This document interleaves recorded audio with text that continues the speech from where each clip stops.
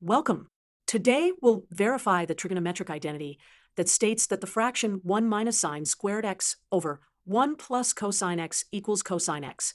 To verify this identity, we'll start with the left side and transform it until we get the right side.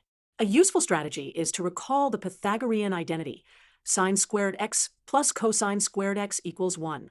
Let's begin with the left side of our identity.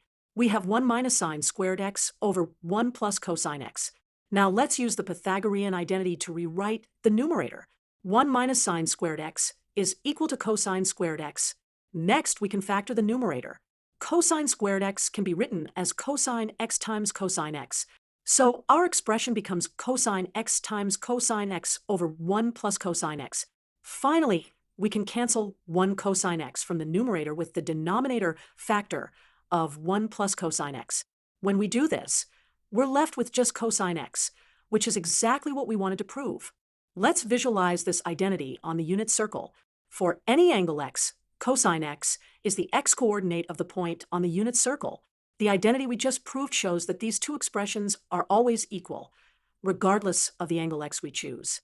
And that's how we verify this trigonometric identity.